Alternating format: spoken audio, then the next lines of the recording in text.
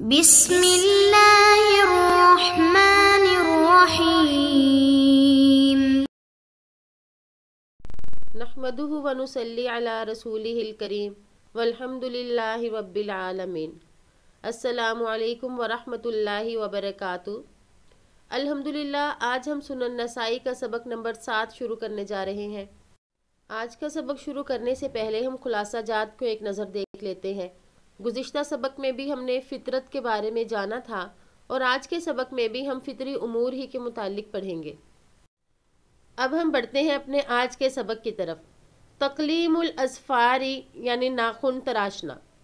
وبه قال اخبرنا محمد بن عبد الاعلى قال حدثنا المعتمر قال سمعت معمرا عن الزهري عن سعيد بن المسيب عن ابي هريره قال قال رسول الله صلى الله عليه وسلم خمس من الفطرة قص الشارب ونتف الإبط وتقلیم الاظفار والاستحداد والختان۔ حضرت ابو ہریرہ رضی اللہ عنہ سے روایت ہے کہ اللہ کے رسول صلی اللہ علیہ وآلہ وسلم نے فرمایا کہ 5 چیزیں فطری ہیں: مونچھوں کو کاٹنا، بغلوں کے بال اکھیڑنا، ناخن تراشنا، زیر ناف بال صاف کرنا اور ختنہ کروانا۔ اب ہم اس حدیث مبارک کی سند کو ایک نظر دیکھ لیتے ہیں۔ اس حدیث مبارک کے سب سے پہلے راوی محمد بن عبد الاعلی ہیں، اور دوسرے راوی معتمر، اور تیسرے معمر، چوتھے زہری، اور 5ویں سعید بن مسیب، اور چھٹے حضرت ابو ہریرہ رضی اللہ عنہ ہیں۔ ان کے بارے میں ہم مختصر سا جان لیتے ہیں۔ اس حدیث مبارک کے پہلے راوی محمد بن عبد الاعلی ہیں، ان کا تذکرہ پہلے ہو چکا، اور دوسرے راوی معتمر بن سلیمان ہیں۔ ان کے بارے میں بھی آتا ہے کہ یہ ثقہ راوی ہیں، کئی حضرات نے ان کو فرمایا کہ یہ ثقہ ہیں، اور اسی طرح ابن حبان رحمہ اللہ نے بھی انہیں ثقہ راویوں میں شمار کیا۔ حدیث مبارک کے تیسرے راوی معمر ہیں، اور یہ بھی ثقہ راوی ہیں۔ امام شافعی رحمہ اللہ نے ان کے لیے تعریفی کلمات کہے، اور ابن حبان رحمہ اللہ نے انہیں ثقہ راویوں میں شمار کیا۔ اور چوتھے راوی زہری ہیں، ان کا تذکرہ ہو چکا۔ 5ویں سعید بن مسیب ہیں، ان کا ذکر بھی ہو چکا، اور چھٹے حضرت ابو ہریرہ رضی اللہ عنہ ہیں، حدیث نمبر 1 کے تحت ان کا تذکرہ بھی ہو چکا۔ حدیث کی سند سے فارغ ہو کے اب ہم بڑھتے ہیں حدیث مبارک کے متن کی طرف۔ امام نسائی رحمہ اللہ نے فطری امور والی حدیث کو ذکر کیا اور تقلیم الاظفار باب قائم کیا۔ اس سے ناخن تراشنے کی اہمیت کی طرف اشارہ ہوا کہ یہ شریعت کا ایک اہم حکم ہے۔ یہ روایت پہلے بھی گزر چکی ہے، لیکن سند کا کچھ تھوڑا سا فرق تھا۔ جو ہم اب پڑھ رہے ہیں وہاں پر امام زہری سے روایت کرنے والے معمر تھے، جبکہ گزشتہ روایت میں امام زہری سے یونس نے روایت کیا تھا، اور اسی طرح الفاظ کا بھی کچھ اختلاف ہے، یعنی وہاں الفطرۃ خمس تھا اور یہاں پہ خمس من الفطرۃ کا ذکر ہے۔ اور اس سے ہمیں یہ بھی معلوم ہوا کہ زائد ناخنوں کا تراشنا جمہور کے نزدیک سنت موقدہ ہے، یعنی وہ ناخن جو کہ انگلیوں کے پپوٹوں سے بڑھ جائے انہیں کاٹ دینا ہی بہتر ہے۔ ناخن تراشنا نہ صرف شریعت کا حکم ہے، بلکہ ناخن تراشنا عقلی تقاضا بھی ہے، کیونکہ ناخن میل کچیل اور نجاست کو جمع رکھنے کا ذریعہ بن سکتے ہیں، جو کہ طہارت سے مانع ہے، اور دیکھنے میں بھی یہ برے لگتے ہیں اور حیوانات کے ساتھ تشبیہ ہوتی ہے۔ اسی طرح زیادہ بڑے ناخن زخمی کر سکتے ہیں، اسی لیے فطرت سلیمہ کا تقاضا ہے کہ زائد ناخن تراش لیے جائیں۔ ناخن تراشنا سنت موقدہ زندہ انسانوں کے لیے ہے، اور میت کے ناخن تراشنے کے بارے میں زیادہ تر یہی قول ہے کہ میت کے ناخنوں کو نہ تراشا جائے۔ جیسے کہ امام شعبہ بن حجاج رحمہ اللہ فرماتے ہیں کہ میں نے یہ بات حماد رحمہ اللہ کے سامنے رکھی تو انہوں نے فرمایا کہ اگر مجھے بتاؤ کہ یہ مختون نہ ہو تو کیا اس کا ختنہ بھی کیا جائے گا؟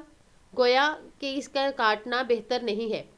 اسی طرح امام احمد بن حنبل رحمہ اللہ سے جب اس بارے میں پوچھا گیا کہ ناخن تراشے جائیں، کیونکہ بعض لوگ کہتے ہیں کہ میت کے ناخن کاٹ دیے جائیں جبکہ بعض کہتے ہیں کہ نہ کاٹے جائیں، تو انہوں نے فرمایا کہ اگر وہ مختون نہ ہو تو اس کا ختنہ بھی کیا جائے گا، یعنی ناخنوں کا کاٹنا درست نہیں ہے۔ اب ہم 11واں باب شروع کرتے ہیں، اور یہ بھی فطری امور ہی کے متعلق ہے۔ نتف الابط یعنی بغلوں کے بال اکھیڑنا۔ وبه قال اخبرنا محمد بن عبد الله بن يزيد قال حدثنا سفيان عن الزهري عن سعيد بن المسيب عن ابي هريره عن النبي صلى الله عليه وسلم قال خمس من الفطرتی الختان و حلق العانتی و نطف الابتی و تقلیم الاظفار و اخذ الشارب۔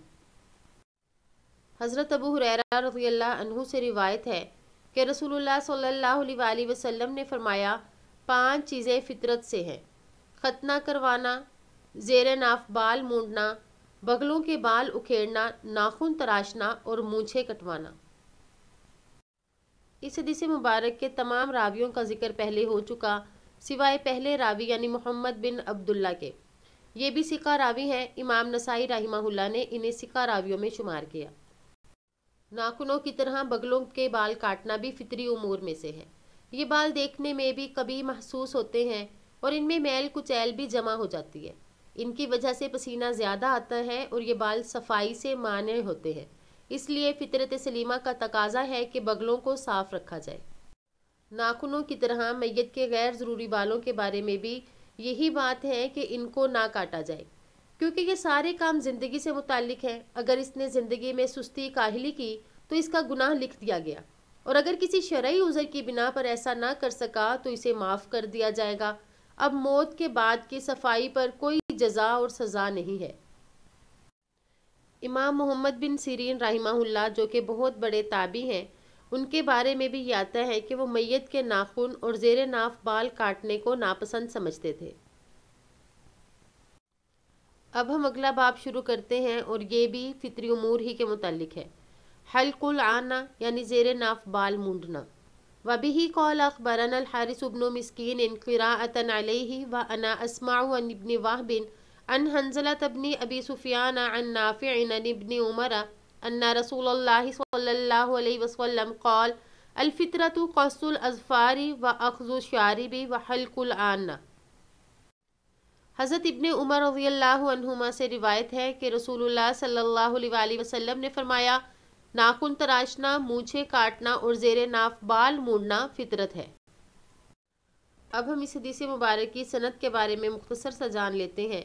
اس حدیث مبارک کے پہلے 2 راویوں کا ذکر ہو چکا اور تیسرے راوی حنظلہ بن ابی سفیان بن عبد الرحمن ہے اور یہ ثقہ راوی ہیں۔ امام نسائی رحمہ اللہ نے انہیں ثقہ راویوں میں شمار کیا۔ حدیث مبارک کے چوتھے راوی نافع ہیں۔ امام نسائی رحمہ اللہ نے انہیں ثقہ راویوں میں شمار کیا۔ اسی طرح ابن حبان رحمہ اللہ نے بھی ثقہ راویوں میں ان کا تذکرہ کیا۔ حدیث مبارک کے 5ویں راوی عمر بن خطاب رضی اللہ عنہ کے بیٹے عبداللہ بن عمر ہیں۔ آپ نے بچپن میں اپنے والد کے ساتھ اسلام قبول کیا اور انہی کے ساتھ آپ نے ہجرت کی اور کئی غزوات میں شرکت بھی کی۔ آپ کے بہت زیادہ مناقب ہیں۔ آپ رضی اللہ عنہ نے تقریباً 73 یا 74 برس کی عمر میں وفات پائی۔ اس حدیث مبارک کی بھی وہی تشریح ہے جو کہ گزشتہ روایات کے تحت ہم نے بیان کی۔ زیر ناف بال بھی صفائی سے مانع ہوتے ہیں، اس لیے فطرت انسانی کا تقاضا ہے کہ زیر ناف بالوں کو صاف رکھا جائے۔ مذکورہ بالا روایت میں لفظ استعمال ہوا حلق العانہ، لیکن اس بات پر سب کا اتفاق ہے کہ مراد یہ ہے کہ ان بالوں کو زائل کر دیا جائے، اور وہ کسی بھی طرح سے ہو، یعنی اکھیڑ کے ہو یا کوئی دوا وغیرہ لگا کے صاف کر دیا جائے یا لوہے کے استعمال سے ان کو صاف کیا جائے، ہر طرح جائز ہے اور اس میں مرد اور عورت بھی برابر ہیں۔ الحمدللہ ہمارا آج کا سبق مکمل ہوا اور ہم نے آج کے سبق پہ فطری امور کے متعلق جانا۔ اب ہم آج کے سبق کے متعلق سوالات کو دیکھ لیتے ہیں۔ روایات میں کن 5 فطری امور کا ذکر کیا گیا، اور کیا میت کے ناخن اور غیر ضروری بالوں کو کاٹنا درست ہے؟ امید ہے کہ آپ ان سوالات کے درست جواب دیں گے۔ امید ہے کہ آپ کو آج کا سبق اچھے سے سمجھ آ گیا ہوگا۔ اگلے سبق تک کے لیے اجازت چاہوں گی۔ السلام علیکم ورحمۃ اللہ وبرکاتہ۔